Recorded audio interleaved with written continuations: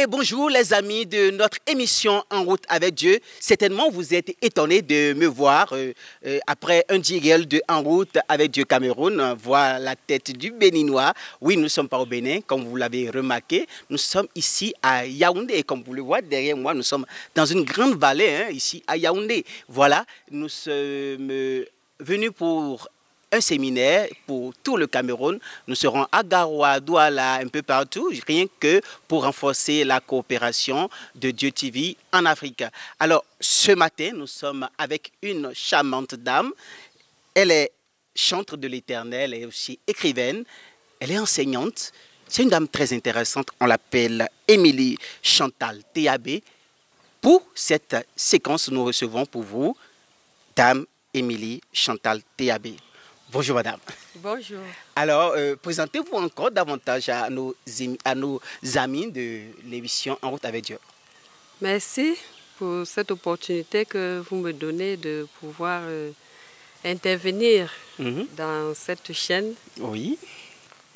Je suis Émilie Chantal Théabé, épouse du pasteur Alphonse Théabé, et je suis mère de 4 enfants. 3 filles, 1 garçon.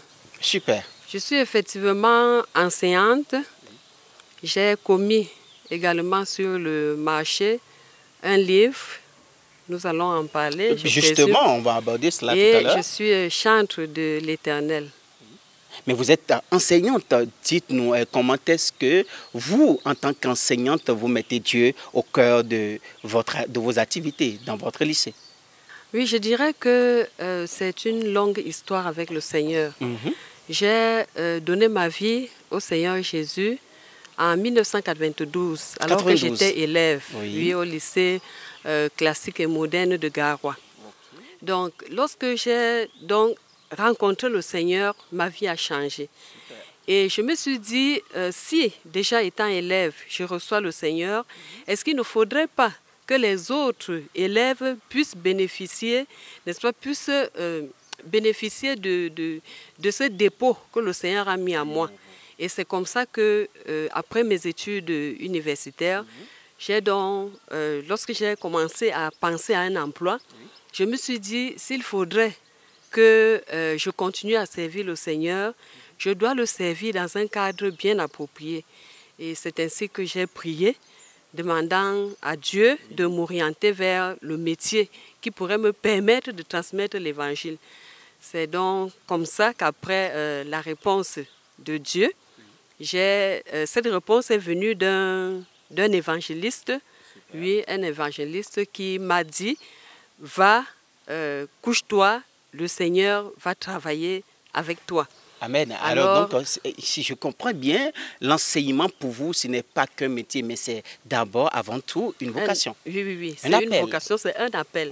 C'est un appel. Et justement, à mon arrivée ici, à Yaoundé, nous avons, avec l'équipe de Dieu TV ici, à Yaoundé, nous avons promené nos caméras, nous sommes allés dans votre lycée et on a pris quelques éléments pour nos amis de En route avec Dieu Cameroun. On passe l'élément, on revient sur le plateau. C'est bon? Oui.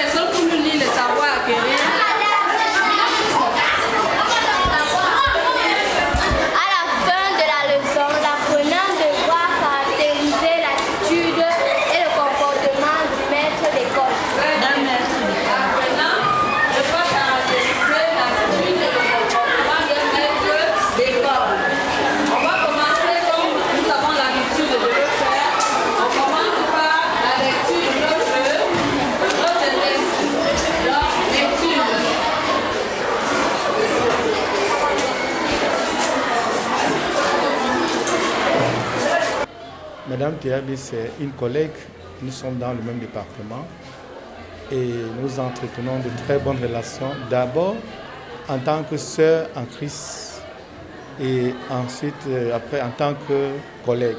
Je dis que Madame Théabé, c'est une femme très simple. Simple, vraiment, au sens propre du terme. C'est une enseignante chevronnée. Quand on parle d'enseignante ici, dans ce lycée, on nomme Madame Théabé. Elle ne peut pas manquer. Elle est l'un des meilleurs parmi les 3 que nous avons. Je ne dis pas que les autres n'enseignent pas, mais sont des leaders dans le département. Je peux m'aller plus loin en disant que si elle n'est pas là, le département ne marche pas. Je ne savais pas que parmi mes personnels, j'avais des écrivains. Et je suis contente de savoir qu'elle a la plume légère. Et désormais, je pourrais compter sur elle pour certaines rédactions. Donc, c'est une joie pour moi.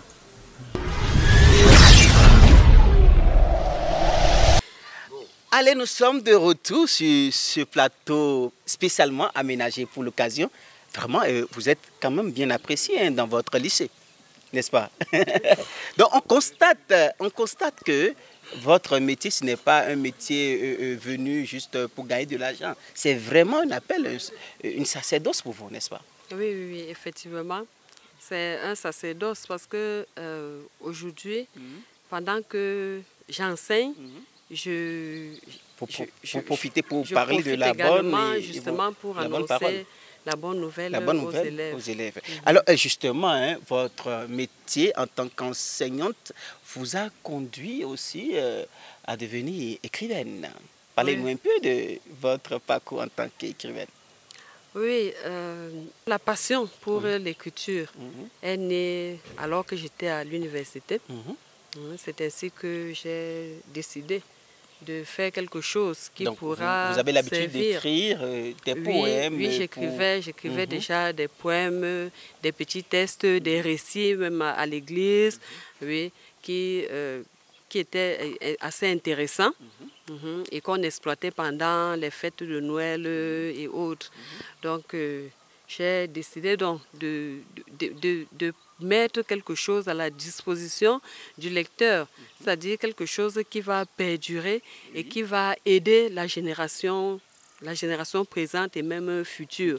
Nous savons bien que les écrits restent, ce sont les paroles qui s'envolent. Et justement, vous avez pensé mettre toutes ces paroles-là dans un petit recueil, un livre que vous avez sorti récemment qu'on appelle Espoir brisé. Espoir brisé et autres nouvelles. Et autres nouvelles, Espoir brisé et autres nouvelles. Et justement, pourquoi ce titre-là, Espoir brisé et autres nouvelles? Pourquoi ce titre? Dans le titre Espoir brisé, c'est tout simplement la quintessence de toutes les nouvelles de cet ouvrage.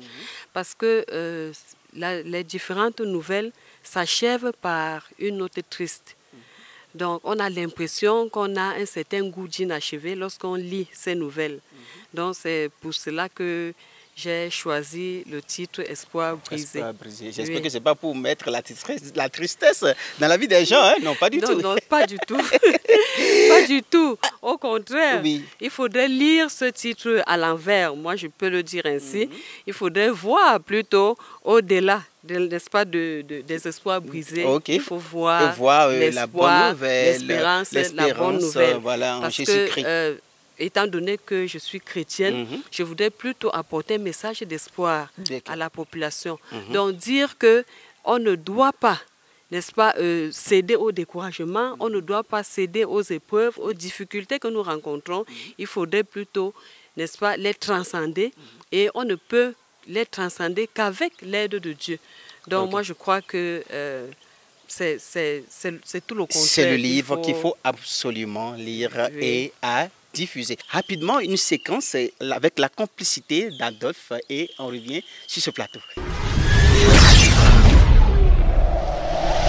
Espoir brisé et autres nouvelles d'Émilie Chantal Théabé, c'est 90 pages de sensations dans un style simple et très digeste. L'auteure camerounaise revisite plusieurs fléaux qui minent la société, en l'occurrence la condition de vie de la jeune fille dans les sociétés africaines contemporaines. Celle qui, très vite, épouse le rêve d'une émigration en terres occidentales à la recherche du bonheur pour finalement se retrouver exposée à des formes d'exploitation les plus éhontées. Un essai qui accompagne les efforts du gouvernement dans la lutte contre les réseaux d'exploitation des jeunes dans le monde. Dans Espoir brisé, il y a le problème des migrations clandestines, il y a le problème de la condition de la femme dans la société camerounaise, il y a le problème même de la malice des hommes. La malice, l'hypocrisie, le mensonge. Espoir brisé, un titre révélateur de tous les trésors que recèle le présent ouvrage. Donc il ne faudrait pas s'arrêter au découragement, il ne faudrait pas céder au découragement parce que le découragement ne construit pas l'avenir. Donc ce qui construit l'avenir, c'est de l'espoir. Donc il faudrait vivre, il faudrait espérer, il faudrait prendre son destin en main afin de se forger un avenir assez stable.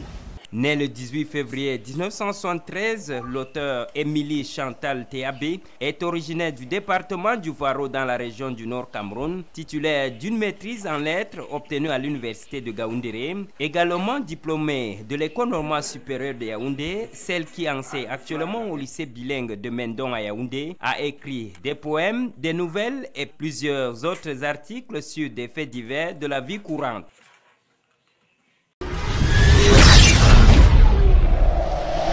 Alors, pour avoir le livre à l'international, c'est possible? Oui, c'est possible. Ah, comment l'avoir? Ici, au Cameroun déjà? Ici, au Cameroun, on le trouve aux éditions Clés. Et à l'international, si quelqu'un est en Suisse, en France par exemple, et qui veut commander le livre, comment faire? Bon, il peut se rapprocher des éditions Clés qui vont se charger de le faire. Ou alors appeler l'auteur. Ok, on rebondit quand même rapidement sur un aspect de votre vie. Vous n'êtes pas seulement enseignante, écrivaine, mais vous êtes encore, chance de Dieu, vous avez plusieurs codes à votre acte, décidément. Oui, effectivement. Et nous avons appris que vous avez sorti en 2008 un album qu'on appelle Révolution. Pourquoi Révolution? Donc, Révolution, parce que j'ai constaté que dans la société, il y a le péché qui règne. Le péché règne, les hommes vivent sans se soucier de Dieu. Oui, ils sont dans leur état nature, n'est-ce pas? Ils ne sont pas transformés. Alors j'ai pensé donc à ce titre Révolution, qui fait penser à un changement de mentalité, un changement tout. Alors nous sommes à la fin de cette émission En route. Un mot de fin? Ok, je remercie Dieu TV pour la confiance et pour le choix de ma personne.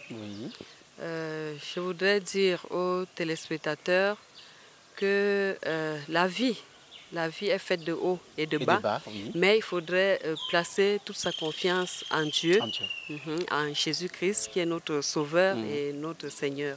Parce que lui, justement, il ne trahit jamais.